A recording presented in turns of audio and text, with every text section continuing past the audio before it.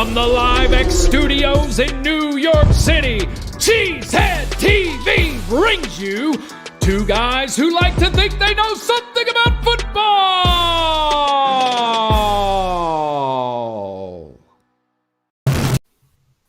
Good evening, everyone, and welcome back to Packer Transplants Live. I am Aaron Nagler, and joining me, as always, is my partner here at Cheesehead TV, Mr. Corey Behnke. I'm coming to you live from the podcast studio in Midtown Manhattan. Corey joins us live across the street from Lambeau Field. We are ready to talk some Packers. What do we have on tap today, Corey? Today, we bask in a playoff glow after watching the Packers beat the Bears and get ready for a trip to a building where the Packers never lose. But right now, it's time for the good, the bad, and the ugly. We got the good. We got Aaron Jones. We got the bad. We got Anders Carlson. And we got the ugly. We got NFL officiating, and you could probably extend that to the NFL rule book, which has been completely torn apart over the course of the last decade, making it impossible for any human to understand what the f*** is a catch. How you doing, Corey? good. What's a catch? I would love to know. I would not ask the gentlemen who were adjudicating Sunday's contest against Chicago. But that's not how we start this program, Corey. We don't start talking about, bad officiating or anything negative. We start with the hotness. Let's get to it.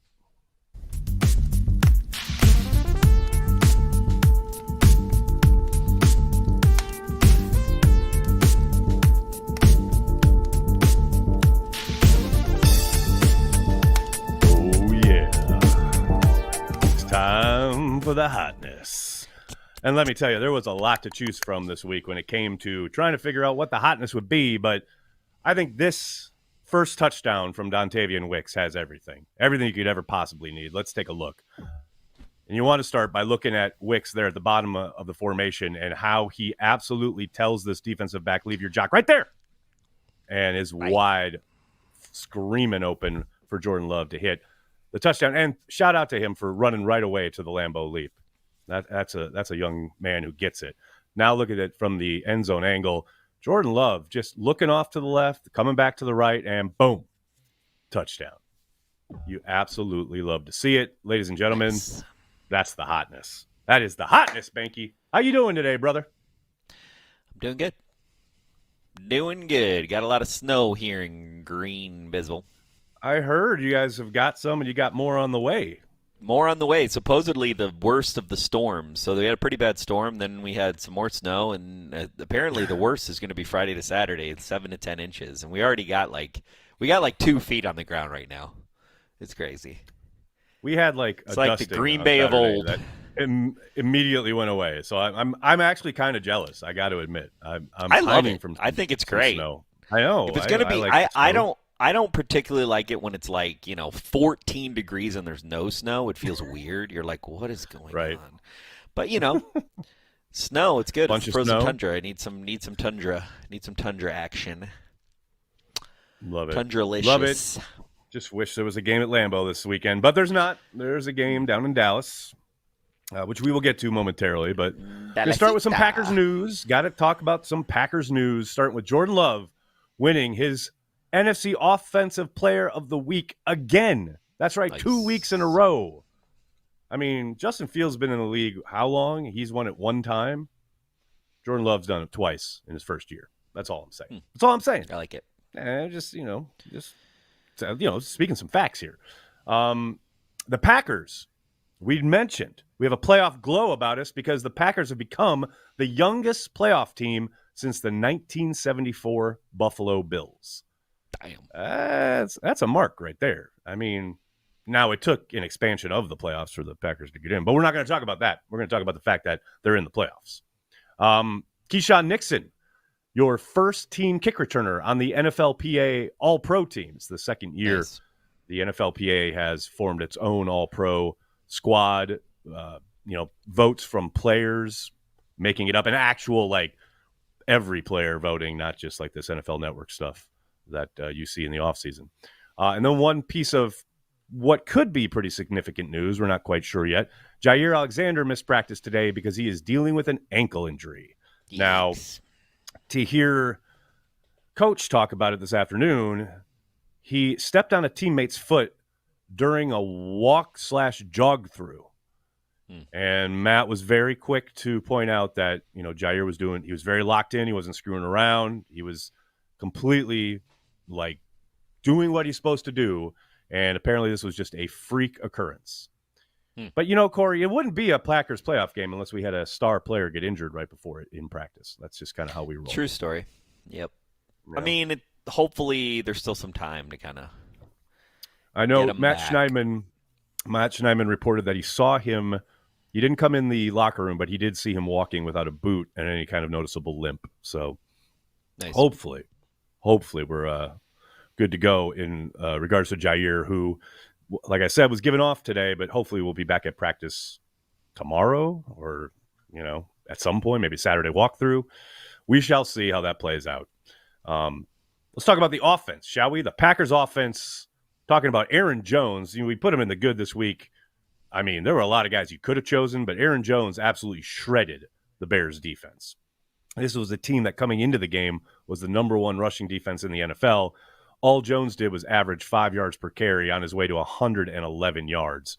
That's a good day at the office for Jones, and he has shown yet again this offense goes to another level when he is the feature.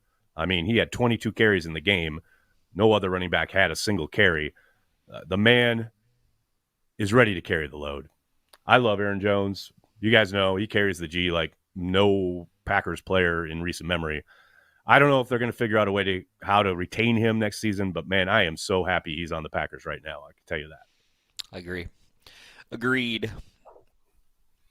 I do want to give a shout out to a couple assistant coaches talking about the offense. And you guys know, I always say you don't really know what they're being asked to do or, what they're tasked with in the meeting rooms, what have you. But what you can see from both Jason Vrabel and John Dunn's charges, the wide receivers and the tight ends, you can see improvement throughout the season in very noticeable technical ways. Like as far as, the most obvious one, obviously, is Tucker Kraft's run blocking. The way he's gone about his business the last 3 or 4 weeks, that is absolutely night and day comparative to where he was at the start of the season. And, that you got to assume that is somewhat due to coaching, and in conjunction, Jason Vrabel's guys, all of the wide receivers, the fact that we've gone from, the tape in September and October showed,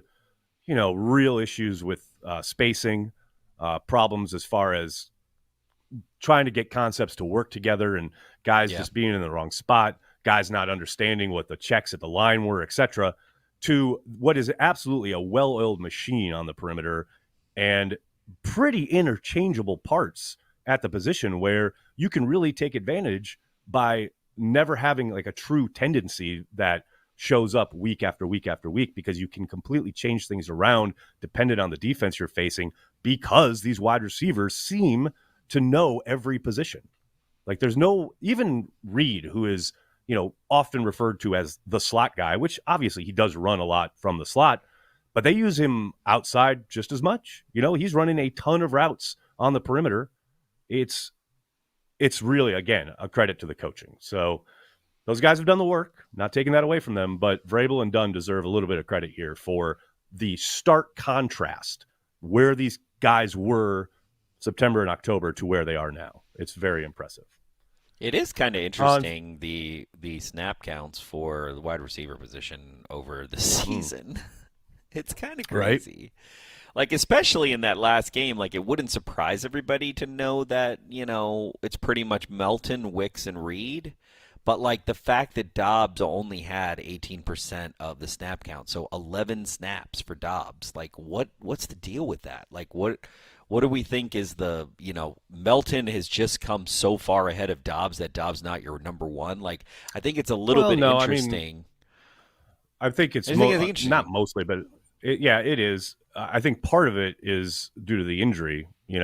Dobbs was out there early and got hurt kind of, I don't know, I can't remember, somewhere through the first half.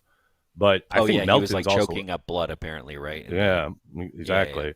But I also think Melton's earned opportunity. You know what I Well, mean? that's They the always thing. talk I about wonder you how have much. to. Yeah, exactly. I mean, considering his 3-game stretch, how do you keep him off the field? I mean, I understand there's a chance Christian Watson might be back. I'm not holding my breath. But if Watson is back, I still don't see how you keep Melton off the field for extended amounts of time. You know, and I'm not saying that's a 1-for-1 trade, not even close. But, man, you talk about guys making the most of their opportunity. Bo Melton has certainly done that, you know? Yeah. So, well, I also don't see Reed sitting in that third. I know we can say slot all you want, but where they took him right. and all of his upside, he ain't. Yeah. He's not sitting in that third spot for very long. Yeah, he's there right now for this season because he's a rookie. And honestly, if anybody's earned more snap counts this season, it's got to be Reed. It's got to be Jaden Reed, no doubt. I mean, he's in my mind, he's basically the number one. Like, he's the number one I totally as far agree. as like performance, what he's done, catches, he's the touchdowns. Guy. If it's late in the game, right, and I gotta have it. I gotta have a play, right? I'm drawing up something for Reed. Now that doesn't necessarily mean it's going to go to him because who knows, they might roll coverage, they might bracket him, whatever. But I absolutely, if I am a coach and I'm calling the plays and I gotta have it, I'm 1,000% drawing something up or calling something where Reed is the initial progression in the initial part of the progression. Like, no doubt about it. I totally agree with you. And the beginning of that season, the beginning of our season, that would have been Dobbs. You know? Oh, most likely, yeah. I mean, I think if Watson had been healthy, that'd probably be Watson. But, we all know he's had his issues all year long in that regard. Flipping over to the defensive side of the ball, the defensive line is putting it together. Absolutely putting it together. I mean, it is funny, and I do. I think Soder on our happy hour was one of the first ones to point this out. It's interesting how when Wooden to a lesser extent, but Brooks definitely. When Brooks gets more playing time, this line plays better, like across the board. When he's in the mix more, like there were a couple weeks where suddenly he just wasn't in the rotation, and I'm not quite sure what happened because he wasn't like he was significantly injured or anything, but his usage just kind of dropped. And in the last couple of weeks, when they've had a bit more success on defense, Brooks has been a major component. And I think you saw evidence of that again against the Bears. But all across the board, I think these guys are working really well together. We've seen stunts set up guys. You saw Kenny Clark with a sack off basically a free rush because of a stunt. You saw Devontae Wyatt come in under control and get Fields on the ground. He's had real problems with that this year as far as not arriving at balance and kind of maybe, overrunning things a little bit, probably a little over eager to make a play. But, man, almost to a guy, you can point across the front and say they're finally, as a unit, playing their best ball, and this is when you want them to be doing that. So, that's promising at least. And if there's help get on Sunday. If there's one thing that can overcome Joe Barry's play calling, it is the defensive line of the Green Bay Packers. This was the defensive line. I mean, the other thing I was going to say is if turnover differential was the defense's original, 96 and 2010, I think, turnover differential was the difference maker for our defense. A huge this one, yes. year, the difference maker is the defensive line. It just makes everything go. And we thought that would be the case coming into the season, that the defensive line would be, really the linchpin key, and you're starting to see that late, which is nice. Yeah, I mean, it absolutely needs to be. To your point, I mean, with the style of defense they play, they're not sending big pressure. I mean, they've sent a little bit more these last couple of weeks, but you need to win up front. You have to win up front. And when they have, i.e. against the Lions or against the Chiefs or even this last week against the Bears and the Minnesota game, you've seen they have, they've had very good performances. But whenever they're stymied up front by just the four-man rush, it's problematic, to say the least. And actually, you know what? Speaking of Joe Barry, you guys know. Oh, dear. I have done more than my share of bitching about Joe Barry, but I will give kudos where they are deserved because Barry had a very good plan coming into the Bears game, and the defense, executed it at a very high level. And if I'm going to yell and scream and get pissed off, at Joe Barry throughout the year, I have to be able to acknowledge when he does a good job, right? Which I think their plan to contain Fields, the use of those guys up front, using Quay Walker as a spy, not every down, obviously, but when he felt like there's a good chance he's going to try and get outside the pocket here, things of that nature, I thought Joe absolutely dialed it up. And for the most part, across the board, all of the guys responded very, very well, especially when it came to containing Fields. You saw those guys up front really do a good job of constricting the pocket, but not getting impatient, not trying to,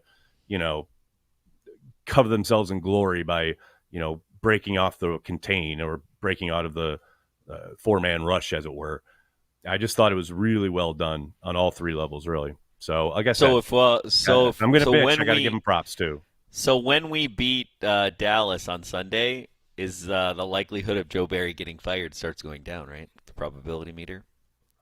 I don't know if it's a shootout and we win 40-30, like you suggested on Twitter this afternoon. I'm not ready to say. Well, you know why I suggested that, because one Rob Demovsky said that Dallas was going to put up 30, which inspired me to tweet that. By the way, Rob Demovsky inspires me. He inspires me, so sometimes I get inspired and I got to tweet. Also, the great thing about the playoffs for Joe Barry, the best thing about the playoffs, you know what it is? What's that? There's no shitty quarterbacks in the playoffs, so we're good. We're good. It's a very good point. We got past it. There's not a shitty quarterback in the bunch. Yep, so we got no worries. We will not make a shitty quarterback look good again this season. It's going to be great. There you go. No, man, Positives. I don't know. The whole is Joe Barry saving his job thing is kind of lost on me. I mean, the only way I see him keeping his job is if they win the Super Bowl and in said game they keep the opponent to like under 10 points. If that happens, then maybe. But outside of that, no, he gone. Really? That's all you're giving it? If we get to the NFC Championship and it's because of defensive turnovers, that's not going to save his job? He gone. One kind of interesting stat, one thing, and I know you don't come from me for stats, people, so just bear with me here for a second. But one thing that's a little bit interesting is the lack of playing time by Valentine and how much that they put Valentine, Savage, and Alexander and Owens on the field. And the fact that Valentine had such a good game when Alexander was out, I am a little bit surprised that they didn't make more use of him in the game. And a lot of it is probably largely due to Alexander having such a good game. But it's just interesting to me, you put Valentine and Valentine side by side the game before, and they largely did a great job. And to not really give him, he had a total of 4 snaps in the whole game, which is just a little surprising. Yeah, but that's what happens when Jaire comes back. Someone's got to sit. Valentine's been playing ahead of Valentine. But the fact that they didn't mix him up or find weapons for him, I mean, we know it's Joe Barry, so he's not going to adjust and he's not going to do things that are special like that. But it's just a little interesting tidbit. I feel you. I feel you. You're right, because you're right. Your Valentine did play well in Minnesota, although he was facing Jaron Hall. So I mean, I know it's Justin Jefferson, so that's a whole other animal, but it's Jaron Hall. I mean, come on, and Nick Mullins. I mean, all right. I mean, you say that. You could probably go out there. If you look at our track record against terrible quarterbacks, I know. I hear you. You are correct, sir. You are correct. No doubt about it. Speaking of corners, Jaire is the wild card on Sunday, and I wrote this in the script before any of the news came out about his ankle. I suspect, decent chance he plays, but we'll see. You never know how bad these things are, how fine they are, whatever. But I wrote this before all that because, look, I thought he played well on Sunday. I still didn't see lockdown, super intense, physical Jaire the way we have in the past. I think much better showing than probably like the Carolina game, which, was really poor by his standards. But if he is up and playing well and locked in, and we see the intensity that we saw against Justin Jefferson last year in Lambeau, we see that type of Jaire, the Packers got a shot at containing the Cowboys. Like, they got a shot. I'm not saying they will. I'm not saying it's a foregone conclusion, but they at least have a shot. Like, if they get Jaire kind of moseying around 12 yards off the line of scrimmage on 3rd and 4. Oh, are we supposed to pass this off? Oh, no, wait, we're not. Oh, is that right? We get that Jaire, it's going to get late real early on deep. I feel like he gets up for big games, so I feel like he's that kind of player. So I think that's what we've seen from him in the past. More often than not, but he's a playoff guy. He's a wild card. And then finally, I want to touch on special teams this week, Corey. We got an email from Greg Spencer, a longtime viewer, who I'm not going to read the whole thing, but I did like this point. This past Sunday, there was a play with the Bears punting in the third and almost hugged up on the one after a questionable touchback. I know you both were wondering why the Packers grabbed it. And while specials have been pretty terrible overall this season, it was well coached, and I'll explain why. I played special teams in college and coached them at the high school level, and I always tried to have my punt returner be the smartest kid on the team. When the punting team commits a illegal touch, we called it the rule of first touch. No flag will be thrown, but the ref will throw his beanbag. The receiving team, the Packers in this case, have the option of taking the ball where the punting team touched as a worst-case scenario. So the Packer player, which is in this Ballantyne in this situation, did the correct thing in trying to advance the ball to help improve a terrible spot. Even if it was an extra yard, it is essentially a free play. Just a little-known rule, the ball isn't down when the punting team touches it, but rather when they secure it, the ball stops or the whistle is blown after it stops moving. Keep up the great work on game day, and you learned something new today. Actually, first of all, Greg, really appreciate the email. Secondly, I knew that rule, and I had completely forgotten it during watch party because I was so upset about the possibility of them screwing up their field position. But I instantly recalled it when I was going over the tape because Micah Hyde did that not once but twice, where the ball had come off a defensive player and he dove on it and scooped it up and started running with it. And I remember at the time, this is obviously years ago, I was like, what is he doing? And then Micah explained it in the locker room. And that was, at that time, that was a rule I had never heard of. But that's a well-remembered rule that I had completely forgotten about. But yes, it did freak me out in the moment. There's no doubt. I was nonplussed. It still barely makes sense to me, I'm going to be honest with you. But thank you, Greg. Appreciate it. As long as it touches the opponent, and then you can pick it up and go. And you don't ever have to worry about fumbling or anything like that because it's a free play, essentially. Let's talk about this Packers-Cowboys game, shall we? Corey, did you know there's a playoff game this weekend? Yeah, I heard. The Cowboys are 7.5-point favorites. 7.5-point favorites on FanDuel. I mean, I guess I shouldn't be surprised. I thought the Packers would get a bit more respect here, but, I know the Cowboys are a different animal at home, and they've been scoring a ton of points playing at home, and Packers defense ain't exactly something to write home about, so I kind of understand it. But, man, the disrespect.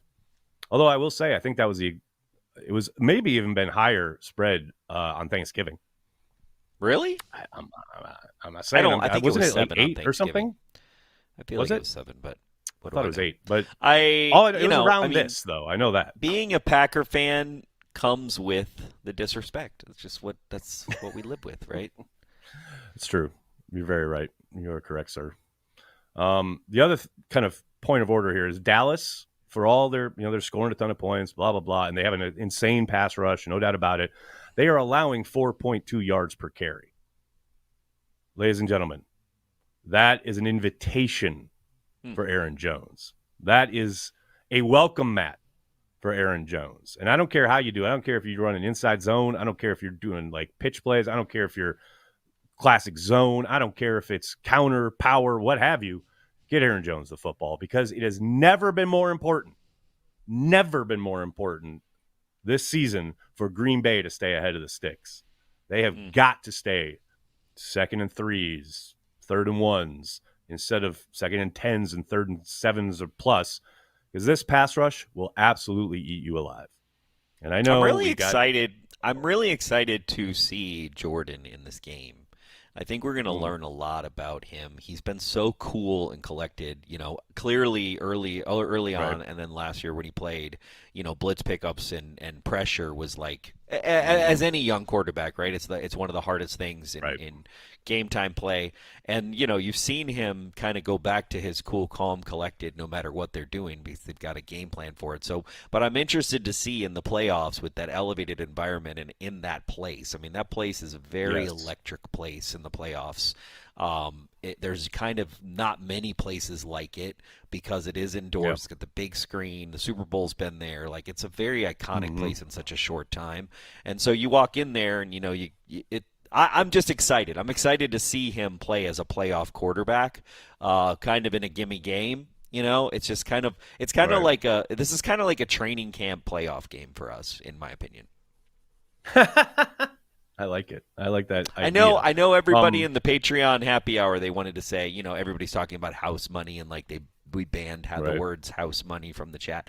And I don't see it as that. Like, don't put everything all in black, but it's an opportunity for us to, as this team, to really see, like, do the playoffs actually change the character and the demeanor of this team? And in some ways, I actually feel like it probably won't. I totally there with you. Yeah. Agreed. This is that team where they have only had each other all season. They have had no one on their side, including the fans in a lot of scenarios, right? And especially in the middle of the season, and that has forced this team to gel together like not many that we have seen, especially since I've been alive. And I almost feel like that is our superpower right now, and it's going to be really exciting to see against Dallas. And we might implode. I don't think we're going to. I think it's going to be a pretty close game, but it's going to be interesting to see us play, especially this team with the character that they've shown us this season. Right.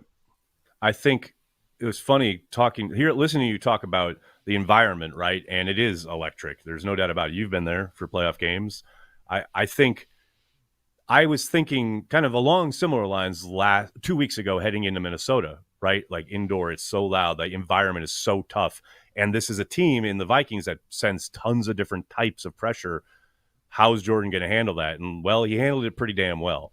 But Sunday, it's everything that entailed, but the pressure and the stakes and just how every single play means so much more in a playoff game.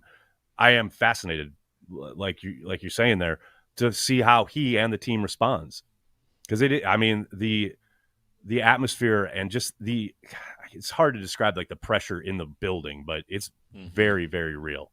Very real, and I'm with you. I'm fascinated to see. I suspect we're going to see more of the same from Jordan. We're going to see a cool, calm, and collected guy. Yeah. That doesn't mean he's going to play a perfect game, but I don't see him getting rattled. I just don't. I don't see this team getting rattled. That's the thing. Like, right.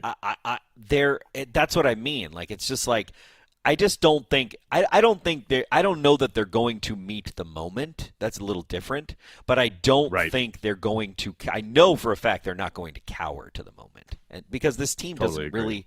They don't care about outside forces. It seems like to me, they really don't.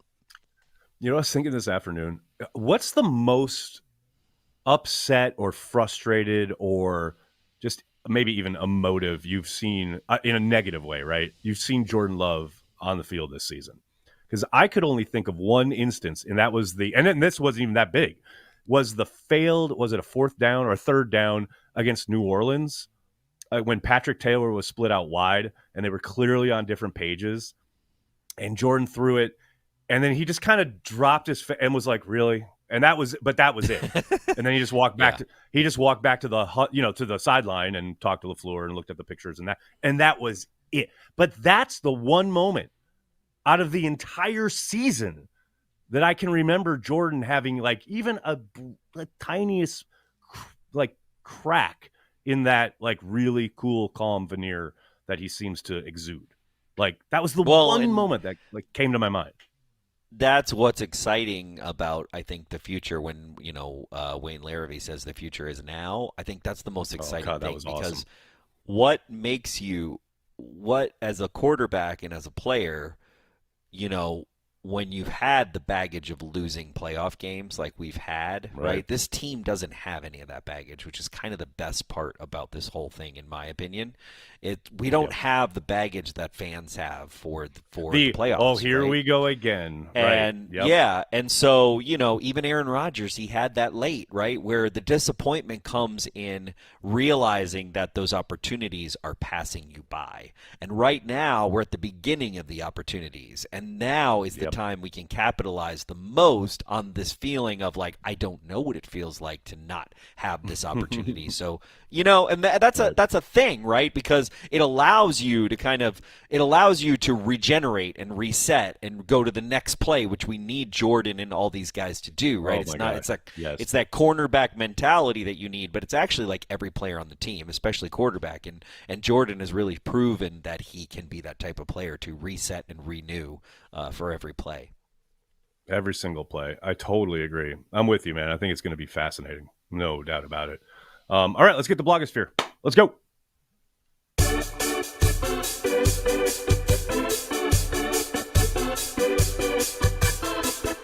This week in the Packer blogosphere.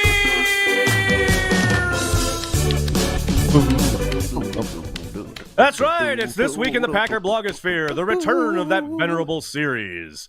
Ladies and gentlemen, boys and girls, did you know you can find out all there is to know about the history of the Green Bay Packers as a college course? Did you know this, Behnke? I did. Look at this. Look at this. How cool is this? Good stuff. Explore the iconic history of the Packers. Learn the greatest story in sports at University of Wisconsin Green Bay. This is dope. This is so cool. It just started, so this is the second time they've offered this curriculum. They offered it last fall. It's non-credited. Any adult can take it. You don't have to belong to the school. It's pretty cool. They just started it on Wednesday, I believe, was the first class. But you don't miss anything. What happens is that the curator for the Hall of Fame, for the Packers Hall of Fame, he's teaching the classes. And they're on Zoom and they're recorded, so you won't miss them. You can actually like watch one. So you can join the curriculum right now. I think they have some classes open. It's all virtual. It's really cool, and they're gonna. I talked to Jessica, who runs the overall program at UWGB a couple days ago, and they have some plans to offer women of the Packers. They're gonna offer right now the history goes to 1970, but they're gonna do 1970 to modern day, and they've got some really cool ideas. I personally would love, an extension of, the history of the Green Bay Packers as it pertains to, the black and African American experience for the Green Bay Packers, because I love that exhibit that was at the Neville Museum a couple years back. One, and right? I'd love someone, I love me some Emlyn Tunnell and those kind of players who are a little bit, forgotten in the history of the Packers somewhat. But, it's really cool. Highly encourage anybody who if you read Cliff Crystal's book, this is furtherance. You're just going to learn more and more about the Packers, and it's really cool. And it's something that we got to all get behind for sure. There's a link in the description of this video on YouTube where you can find out more information. And Corey mentioned the curator, Brent Hensel. He does a phenomenal job as part of the crew that was interviewed during the Legacy series that the Packers put out a couple years ago for the 100-year anniversary. You talk about a guy who has done so much when it comes to not only preserving the history of the Packers and making sure it's correct, but just like doing things like this that kind of make it part of the community and like offer not just people in the Green Bay area, but like you're saying, Corey, you can log on the internet, anywhere. Yeah. So I remember when this launched last year, we did a quick tweet about it because let's face it, it's very cool. But I'm really kind of fascinated and excited to see how this starts to grow because, as you said, they're going to do a lot of different things. Very, very cool. Very, very cool initiative. Also in the blogosphere this week, I'm sure everybody with a Twitter account has seen this, but I know not everybody on Twitter or not everybody who follows the Green Bay Packers is on Twitter. So you got to see after the Bears game, Jaire Alexander bombing this WBAY live shot. Let's roll it. And I'm sure they'll bring that energy right to Texas. I'm just here to tell you, Pack is back. You heard it from a fan right here. Pack is back. You heard it from a fan right here. Has she responded on Twitter that Emily she didn't Roberts, know who Jaire that I have seen has not made a public comment. I think they wrote about it on the website. No, Fire she her. shouldn't. Just kidding. She's I'm just on kidding. a live shot. I'm just kidding. Thumbs up next to Bro, her. if I could be live, I know if it's a Packer player or not. Come on, let's go. Mm-hmm. You got to come on. Jaire Alexander. How do you not know She's who there that is? in a news capacity. She's not there as a sports commentator. Whatever. It's fine. Speaking of which, Corey, take the L. Corey, let me ask you this: Have you ever had to disassociate yourself or kind of pull the plug on a friendship, somebody you've known for a long time, and you're like, yeah, I really like them, but then they've said or done something that has just crossed a line where you've been like, I can't rock with this person anymore. Have you ever been there? Yes. You ever felt that? Because Yes. I thought I was going to be there this morning. I thought when I woke up this morning, I turned on Twitter, and from the rabble on Twitter about the rebel Rob Demovsky, people were so mad at Rob, and I thought, what is going on? What is happening?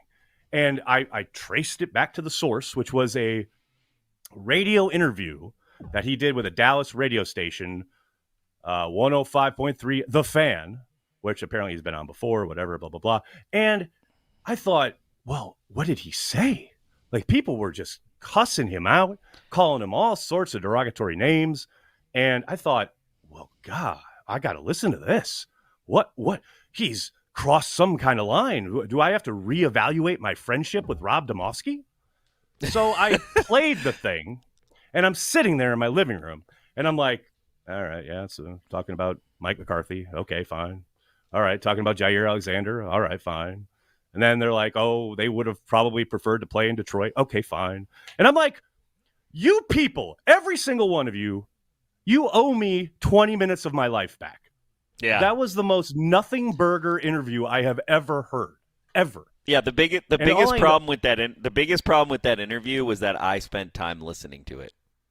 100%, and that's no knock on Rob. I know he's doing. It's not a knock. It's fine. Although I think he was wrong. I think he was incorrect about one thing, because I'm pretty sure Dallas has only beat us one time in the last so many things, and he said it was 2. But other than that, I probably didn't even hear that because I was so bored. All right, so but here's my point. Right? What is everybody mad about? That's what I don't understand. He's a beat writer. He's not a Packer fan. Thank you. Ladies and gentlemen, boys and girls, if one syllable of what Rob said in that interview upsets you to the point where you take to Twitter and attack the man pretty personally at times, from some of you, it's time to turn off the internet, go outside and play, because you're clearly a child. That's as simple as I can make it. Yeah, everything he said in that interview was pretty much dead on. I mean, I took some when I say umbrage, we're a little bit he was talking about Jordan and how he wasn't as good in the beginning of the season. I'm like, did you see the first Bears game? He was pretty damn good in that. And but it was just kind of generalities of a radio interview, right? And so it was it's nothing I'm gonna take him to task for. There's nothing he said. He's a reporter. Yeah, he's a reporter. It's his job. If you want to get mad, if you want to get mad at a reporter, get mad at Matt Schneidman's lazy ass because he always looks down at a laptop and he can't put any posters on his apartment or afford any or anything, and he looks like he's in a prison cell when he's on the interviews, and he doesn't care enough about the audience to make his shot look nice. If you want to get mad about something, get mad about that. You know what I'm saying? I feel like your work as a broadcast person is probably informing your outrage here, but yeah, I'm just saying if you want to get mad at somebody not doing their 111th, there you go. You know what I'm saying? I'm just saying, okay, Rob is a reporter. In his job, he has to dispassionately observe, and then at times he offers his opinion on what he's observed. What did he say in that interview, right? Oh, the Dallas offense is really good. Oh, my God, the controversy. Jaire Alexander is a weird dude. Jaire Alexander is a weird dude. I love Did you see the WBAY Rob, clip? Thank you. I love Jaire because he's weird, but I'm a fan. Yeah. Rob has to deal with him in a professional capacity every day in the locker room. Probably doesn't appreciate how weird he is. I love it, but I'm a fan. It just blows my mind, the shit that people get upset about. It blows my mind. I love it because Wisconsin needs more weird people like Jaire. That's why I love it. There's not enough. We got a lot of hobbits. We don't have a lot of elves, and Jaire's an elf. So No, that's a shirt. Oh my God, that's amazing. All right, let's get to some YouTube comments. Wisconsin's got a lot of hobbits, bro. Right. What's great is what's so great is that there are plenty of people in the viewing and listening audience who will completely understand that reference, and there'll probably a bunch that don't. But to the ones that know it, that is absolutely perfect. I love it. I'm not hating on Matt Schneidman. Bro, fix your camera. Like, put your camera on an Apple box. Get some books. Do you have some books? Get some books and get your lens. See how my lens is at the same portion as my eye? So when I look into the lens and I look deeply into your soul, you, the viewer watching this, I'm there. I'm not doing this and looking down on you and like, oh, yeah, look up my nose. And, come on, bro. Broadcast 101. Let's go. That's all. Little tip. I love it. Little tip. Take it or leave it. Let's go to YouTube. Let's see what folks have to say, shall we? Oh, that's my cue. Mimsy, Packers win. We take the America's team trademark. I agree. I thought we already had it. But with that life. David Segerdal, AR condescendingly explained that Kimmel wasn't on the literal list, then referencing RJKs, I think, who is literally on the list as his source on COVID, had me spit out my coffee. Sandman, Apollo, hook that fool. I have no idea what you're talking about. I appreciate the super chat. Here's what I'm going to say. Aaron Rodgers is no longer on Pat McAfee's show as far as the rest of this NFL season. So we're just going to leave it at that. No, he was this afternoon. He was back this afternoon. Wait, yeah. What? He came back to talk football because Belichick, Saban, and Carroll were all out of jobs, and they were like, "You want to come on?" Pat and McAfee he came on. Yesterday said that he wasn't going to be on anymore because he was, but now he's back. Who knows? Again, I don't care. I don't know what we're talking about. I don't care. I don't care. He is not our problem anymore. We don't have to talk about him. So I appreciate the super chat, but I just don't care. Yeah, I don't care. Matthew Clark, thanks for super chat. Evening, Nags and Corey. So excited for Sunday. Go Pack Go. Thanks, Matthew, for the right back at euro. You, Matthew. I think that's a euro. Oh, that's a pound, maybe. I still can't remember. Ian, what's up, brothers? Thanks for all Cheesehead TV does. Corey was right. Packers on the way to championship. Nags, I'm asking to keep the streak going. Are the Packers beating the Cowboys on Sunday? Go Pack Go. Of course, thanks, the Ian. Packers are beating the Cowboys on Sunday. Come on now, let's go. Mimsy, this is a good question. Who calls the first trick play, Mike or Matt? I'm going with Matt. I want to say Mike, but I'm going with Matt too. It's going to be Matt. I'm with you. Matt. There's no way around it. I mean, Mike's going to have one. Yep. There's a really good likelihood someone is going to try to fake an onside kick. I'm going to put that out there. I'm going to put that out there. A surprise onside, you mean? Surprise. Sorry, like not fake. New England? Surprise. Yeah, right. Surprise.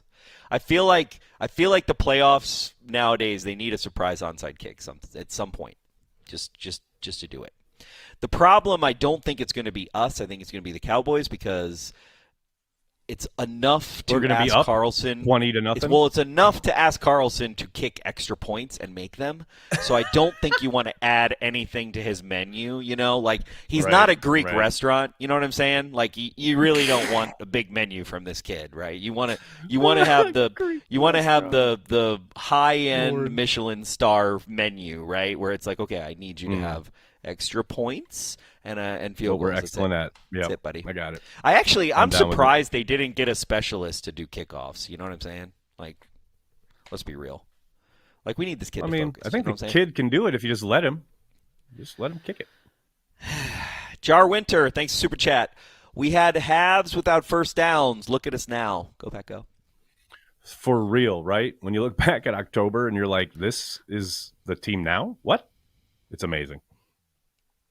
Ryan Willie, thanks for super chat. Would love to see the Pack continue to own Jerry World, then watch Jerry fire McCarthy and hire Belichick, only to continue the Cowboys Super Bowl drought. McCarthy goes to Pittsburgh to coach his hometown team. What do you think about that, Nagler? A lot going on there. I mean, a lot has to fall into place, but I love it. I'd be totally down with that. This would require Tomlin to retire, which I know he has hinted at is a possibility, but yeah, I'm all for it. Let's do it. I seriously think that, well, I guess I know I'm already wrong, but I still think there's a chance that Belichick could. I just feel like there's still a chance Belichick could be our defensive coordinator. Corey, you got to stop. He's just going to get so much money to go to Atlanta that it's just going to be like Atlanta's just going to pay him all the monies. So probably. We'll I just feel like it's a great he's already got enough money, he's already got enough stuff. What does he have to prove? And like going to a team like the Packers, it's like a last stop to glory. You know, it's very much like Emlyn Tunnell, right? It's like Lombardi. It's like going to that. Well, Lombardi, it was more like Belichick going from the Jets to the Patriots. So, but Tunnell going from having success and then going to your last team you're going to play out with, and the Packers would be a great last team for Bill. I just feel like it'd be nice.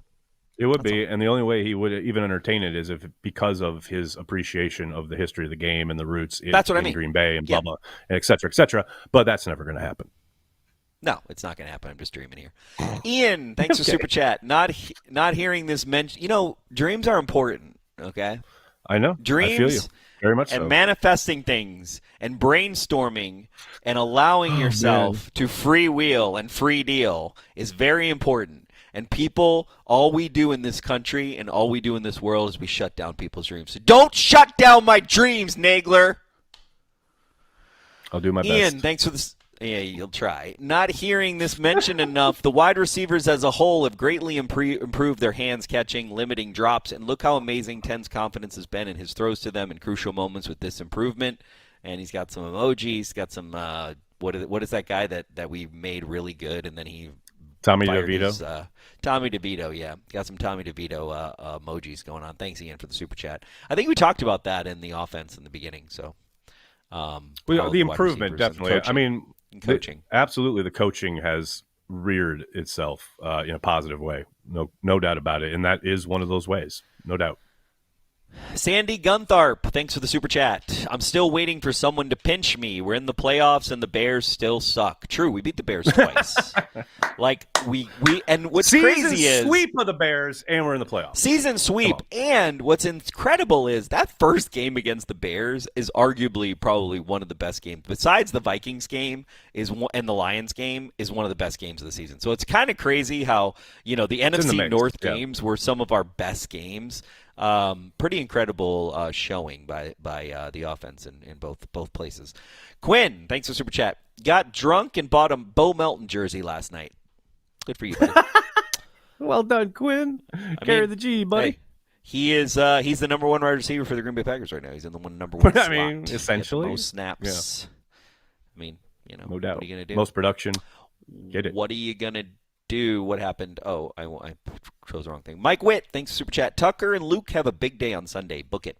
I'm with that. Book it, says Mike. I'm down with. I'm booking it. Booking. Mike Witt. Haven't seen Mike Witt in a while. So and Luke.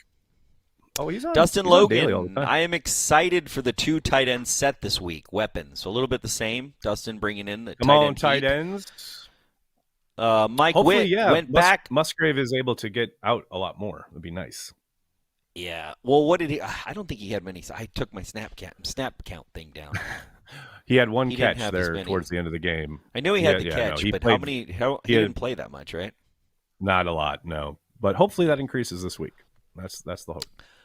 Mike Witt went back and watched some old Watch Party today. Corey's hatred for J.K. Scott always cracks me up. LOL. And Corey drinking out of the Packer mug too. Glad you could find some. Wow, that's at some least, old school stuff right there. At least somebody's watching those because made some ad money on those. J.K. Scott, the weapon. You talking about the weapon? The weaponless. The weaponless weapon. Man, he sucked. He's terrible. Uncultured Barbarian. Thanks to Super. The Chargers now. Sorry. He's with the Chargers. He's still playing? I'm trying to remember where he was. Yeah, we saw him at Lambeau earlier this year with the Chargers. The fuck is wrong with this world? Uncultured Barbarian. This week on Behnke on the Beat, he goes after the big talking heads in the sports world who are wrong about love, and he's got receipts. Yeah, there's been a ton of people that have gone over all the people with the receipts. Oh yeah, it's been a beautiful week. Lots of receipts. Lots of receipts. I mean, here's what's funny to me. What's funny to me about the whole Jordan Love thing is that it was all foreseeable. Like, you always take a quarterback when you don't need one. So the fact that everybody is bitching about it and making hay out of all this fucking terrible nonsense, it's just hilarious to me. It doesn't make any sense. It's not logical. And then to say that a kid who the team has put forth for 2 years behind Aaron Rodgers is not at least going to get a chance to be great and have a potential, and for all these fools like Adam Shine and all these fucking idiots coming out way early trying to put their idiot flag out there like on the moon before anybody else. Yep. And it's just like, wow. I mean, I guess like you could be the first to be right, but you also, there's a 99% chance that you're going to look like a stooge, and that's exactly what happened. But, whatever. I mean, it's not the smartest people in sports media, so take what it will. I mean, look, the WBA girl didn't even fucking know who Jaire Alexander was. Like, it's Shine not her job probably to doesn't know who Jaire Alexander Shine. is. Adam Shine Literally probably not doesn't her even. job. Adam Shine probably couldn't even name 4 people on the Packers. You know what I'm saying? Like, let's be real. And when training camp. Very much agree. So let's there. be real. Very much. Mike Witt, there. thanks for the super chat. Corey, rumor has it Dion hired Jim Leonard as DC. No, he didn't. Get out of here with that. Oh man. Mike's just trying to get you going now. No, but there are a lot. 8 coaches in the NFL are gone. 25% of the head coaches in the NFL do not have a job. That's not crazy. For long. There's going to be Matt some. LaFleur is there's now gonna be some, one of the longest tenured head coaches in one spot.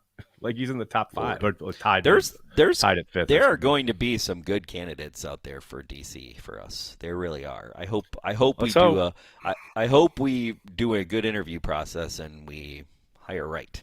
Amy Gooding, thanks for super chat. Rob said if we lost, Packers fans would root for McCarthy to go on and win. Nope. Never rooting for the Cowboys. Only thing I found offensive. I agree with that. I knew Corey would agree with that. I totally agree with Rob. I absolutely will be pulling for Mike. We've talked about this last year when Mike was coming to Lambeau. The disagreement is understanding what Packers fans, like I understand how you feel, I understand how I feel. Now what I would say is anybody older than 45, they're not rooting for the Cowboys. Okay, I'm just going to tell you that right now. You're an anomaly. You met Mike McCarthy. You have respect for him as a person. But if he wasn't coaching the team, would you ever root for the Cowboys? No, of course not. Yeah, exactly. Of course not. That is the point of most Packers fans, where they're just like, yeah, the brand overcomes the man. And especially to me, the brand is Jerry. It's not Mike. Mike is barely the brand. The brand is Jerry. Of course. Right? So I'm not rooting for that. Although as a businessman, I have a lot of respect for Jerry. But yeah, no, I fucking as a Packers fan, I do not want to see him win. So I'm with you, Amy. I'm with you all the way. The dude, thanks for super chatting. Being a Packer fan in Minnesota couldn't be better. LOL, go Pack Go 24-20 Sunday. Thanks, the dude. Tight game.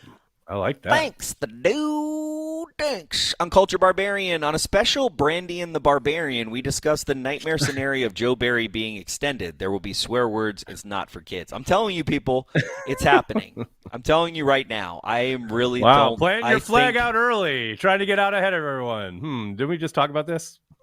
I'm not. I literally said this like 5 shows ago, and you were like, "There's no way." I'm just getting you going. I really think they're going to extend him because the thing is, the defense came up at the end, and it's like the only knock is that Matt LaFleur. The reason I think he's not getting Coach of the Year is because of how bad we were. You said this against terrible quarterbacks, really bad and quarterbacks. That's just inexcusable, right? Like, you can't. Yeah, it's just.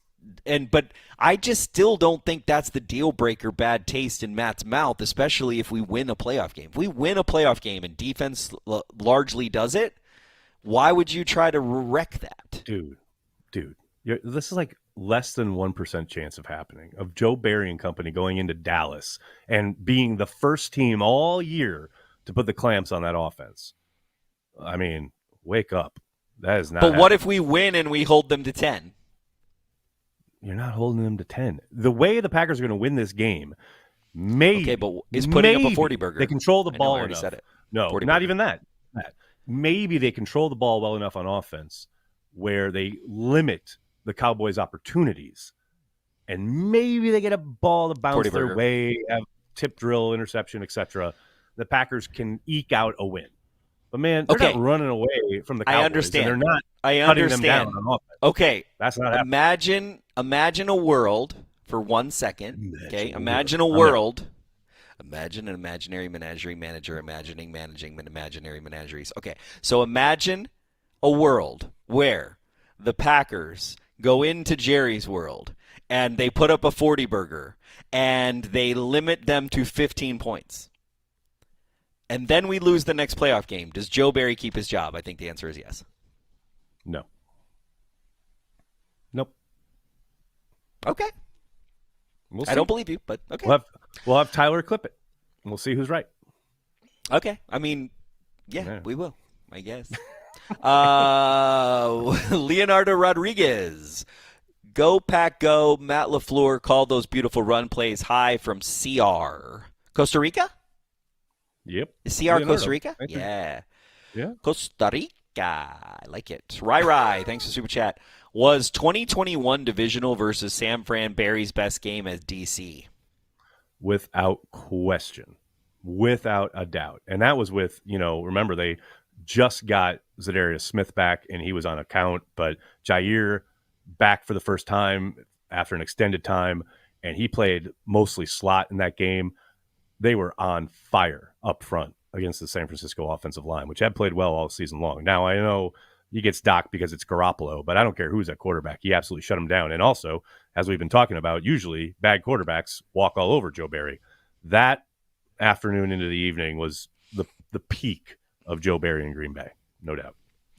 You know what I get mad about myself for not realizing is the fact that I totally overlooked that we kicked the Lions' ass and Joe Barry was the defensive coordinator in that game, and then we chose him to be our DC, and I wasn't more mad about it. So I just want to apologize to people like Brandy for not being more mad about that.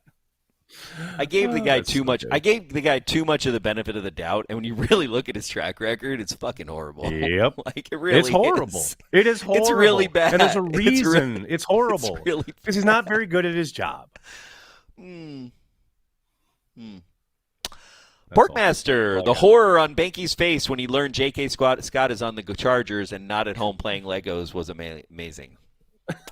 Thanks. Sometimes some things happen in real time. I'm not ashamed. Not ashamed.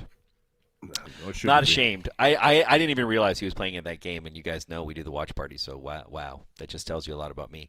Leonardo Rodriguez. Corey, don't speak Barry back into existence. I'm just saying, I just want everybody to get look, there's a little bit of a downside to winning in the playoffs and getting this far if you want Joe Barry fired. Okay? Oh, God. And I'm telling you right now, the first part of the season, there was no way he was getting fired. Then the middle part of the season, he really fucking sucked. And then the last 2 or 3 games, he came back, and he's roaring.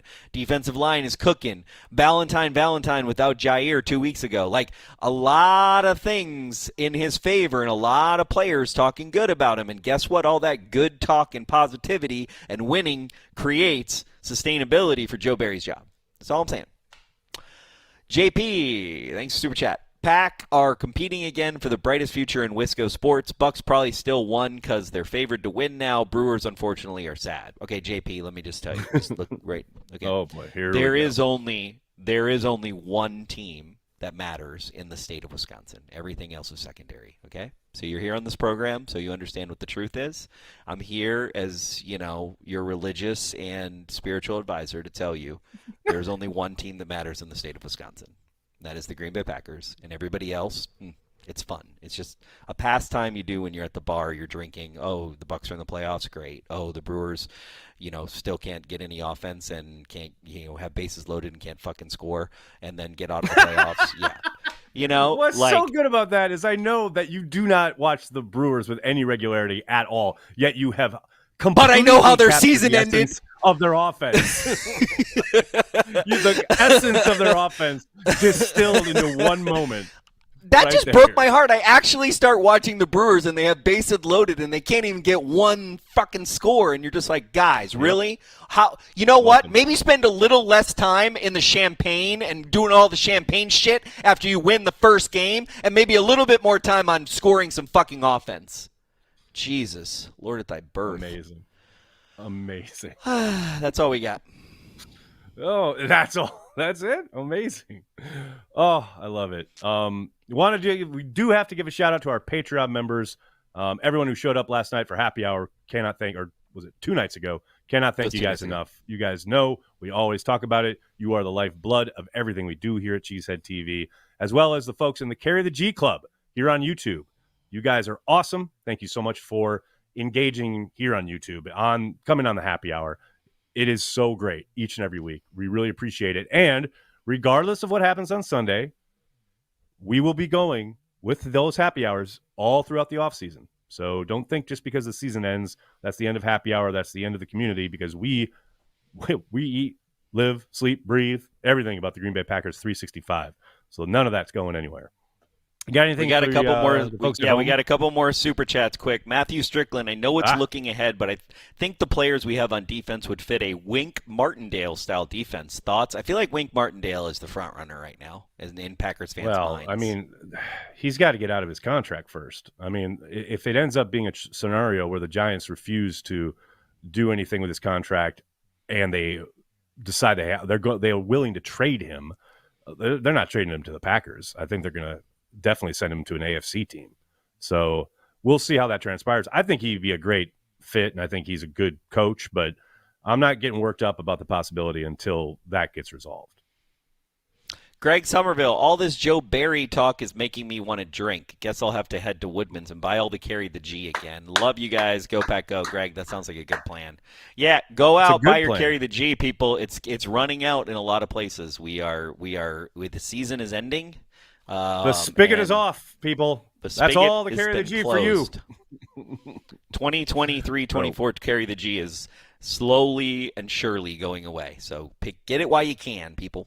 Oh, Leonardo Rodriguez, Corey, only one team matters in the world. Go Pack Go. Leonardo, you are right. I like the way you think. That's right. It's not just Wisconsin. That's right. I like it. I like it. Great way to end the show. I like it.